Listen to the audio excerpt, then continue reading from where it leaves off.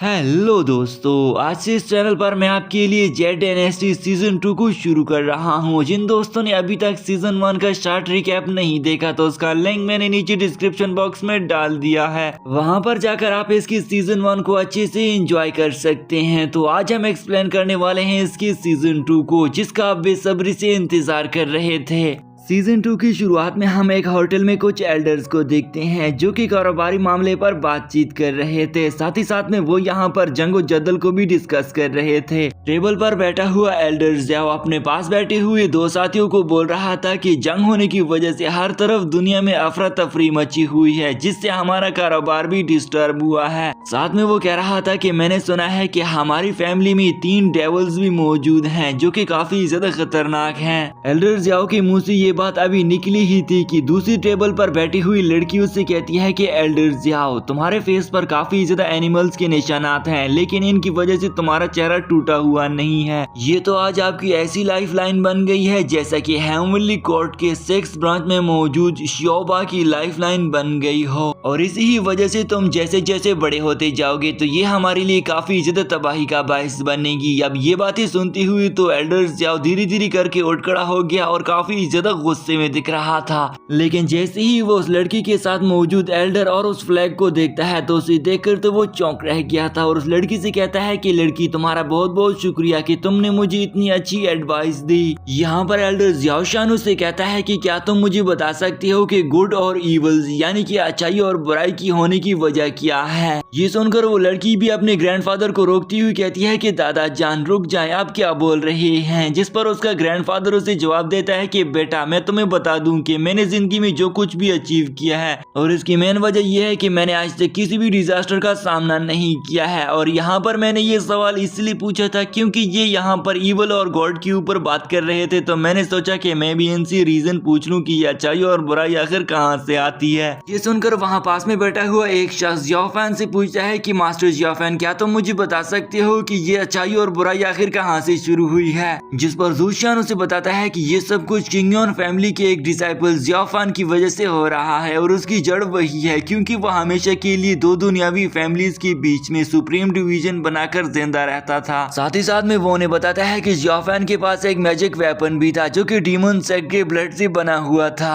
आगे वो उसे ज़ियाओफैन की स्टोरी सुनाती हुई बताता है कि ज़ियाओफैन को एक डीमन सेट की गर्ल से प्यार हो गया था, जिसकी वजह से उसका किंगयोन सेट बुरी तरीके से एक्सपोज हो गया था और मजबूरन ज़ियाओफैन को अपने किंगयोन सेट के खिलाफ जाना पड़ गया था। किंगयोन सेट के एक्सपोज हो जाने की वजह से डीमन सेट ने ये डिसाइड किया कि वो किंगयोन सेट के गेट पर हमला कर देंगे और उन्होंने जैसे ही हमला कर दिया था तो किंगयोन सेट के मास्टर डाओ वुजियान ने अपने किंगयोन सेट को बचाने के लिए ancient sword of immortals use करके ज़ियाओफैन को खत्म करने की कोशिश की, लेकिन तभी ज़ियाओफैन की जान बचाने के लिए उसकी मोहब्बत बायू बीच रास्ते में आ गई थी, जिससे ज़ियाओफैन वहीं पर ही मारी जाती है। अब ये कहानी सुनकर वो बंदा उससे पूछता है कि आगे ज़ियाओफैन का क्या हुआ। अभी वो शख्स ने ये बात पूछी ही थी कि तभी हमें यहाँ पर ज़ियाओफैन की प्रेजेंस महसूस होती है जो कि वहीं पर ही बैठा हुआ था। अब एल्डर उसे बताता है कि इसके बाद वो इस दुनिया का सबसे खतरनाक वॉरियर बन गया। नेक्स्ट सीन में हमें 3rd war of the series को दिखाया जाता है, जहाँ पर हम देखते हैं कि घोस्ट किंग के साथ साथ वहाँ पर बाकी सारे डीमंस किंग भी आए हुए थे जो कि काफी ज्यादा अच्छे से लड़ रहे थे। ये लड़ाई एक ऐसी लड़ाई हो रही थी जिसमें काफी ज्यादा बड़े बड़े वॉरियर शामिल थे और साथ ही साथ में छोटे से छोटा डिसाइपल भी इस लड़ाई में हिस्सा ले रहा था। ये लड़ाई किंगयोन सेट के इतिहास की सबसे बड़ी लड़ाई होने वाली है जो कि दरअसल सिर्फ और सिर्फ ज़ियाओफैन ही की वजह से शुरू हुई थी।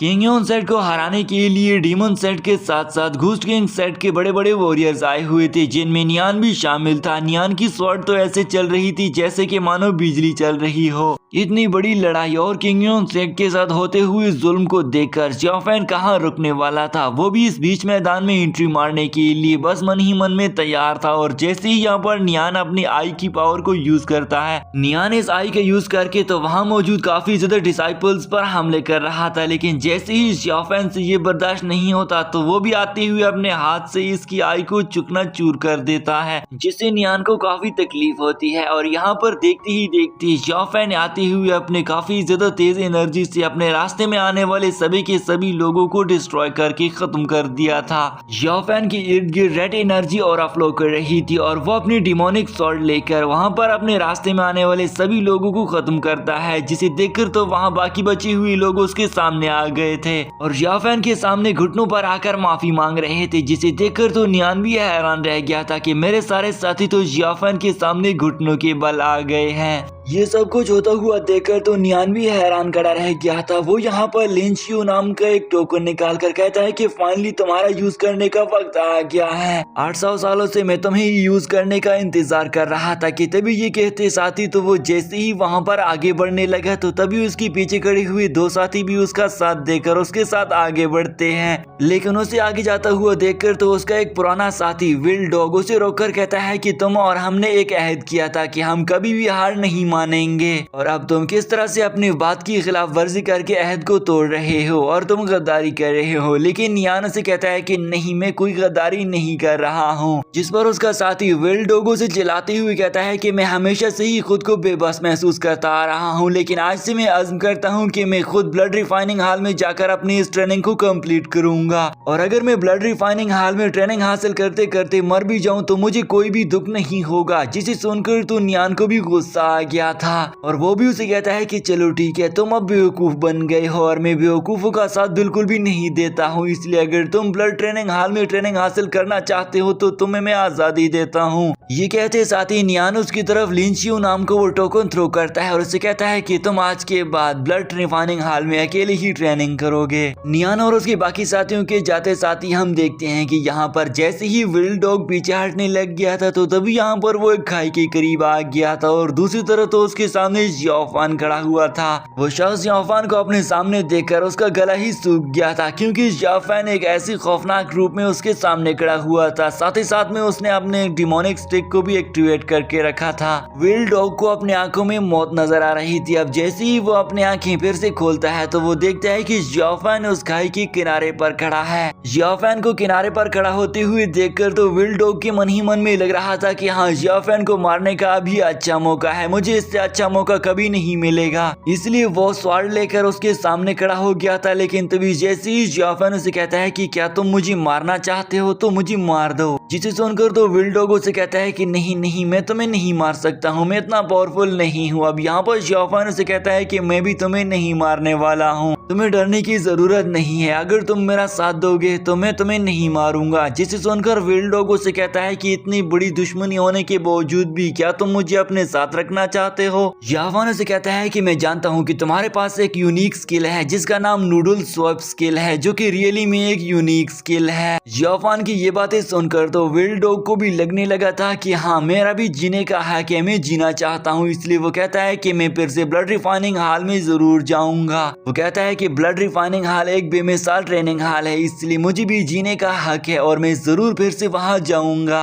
लेकिन यहाँ पर अभी भी विल डॉग को सिर्फ एक ही सवाल था कि आखिर तुम्हारा क्या मकसद है, तुम मुझे अपने साथ क्यों रखना चाहते हो। अब अगली सीन में हमें फिर से दिखाया जाता है कि वो अपने साथ उसे घर लेकर आ गया था। घर पहुंचने के बाद जियाफेन विल डॉग को अपने साथ बैम्बू फॉरेस्ट भी ले गया था ताकि वो वहां पर अपनी पुरानी यादों को ताजा कर सके। साथ ही साथ में यहाँ पर उसका दोस्त पेट भी मिल जाता है। जैसे ही उसके दोस्त पेट ने उसे देख लिया था तो वो काफी ज्यादा खुश हो गया था और इसके बाद उसके दोस्त पेट और जियाफेन के बीच में अच्छी खासी बातें होती है क्योंकि आगे जाकर जियाफेन ने अभी और भी बहुत कुछ अचीव करना है। नेक्स्ट सीन में हम किंग यून सेट के बैटल एरिना के पास मौजूद रिवर में काफी ज्यादा डेंजरस लॉर्ड वाटर केनलेन को देखते हैं, जो कि काफी ज्यादा स्ट्रॉन्ग होते हुए वहां से बाहर आ जाता है। लॉर्ड वाटर केनलेन को देखकर वहां मौजूद सारे डिसाइपल्स डर गए थे जो कि ट्रेनिंग कर रहे थे, लेकिन तभी वो डिसाइड करते हैं कि हमें इससे लड़ना होगा। इसलिए वो अपनी यिन और यांग फॉर्मेशन को एक्टिवेट कर देते हैं।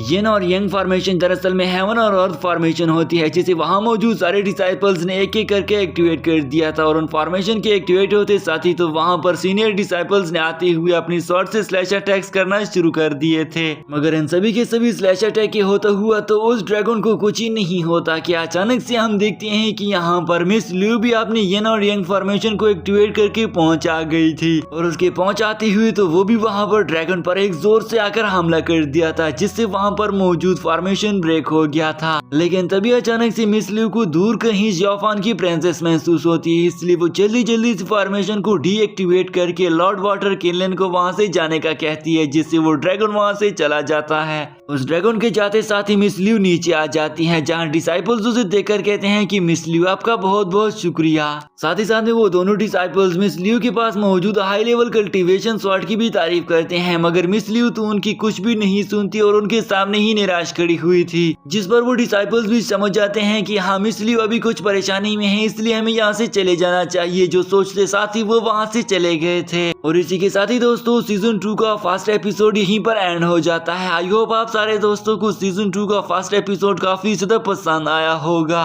और इसका नेक्स्ट एपिसोड भी मैं आपके लिए 1 आवर बाद अपलोड कर रहा हूँ। तब तक के लिए अल्लाह हाफिज।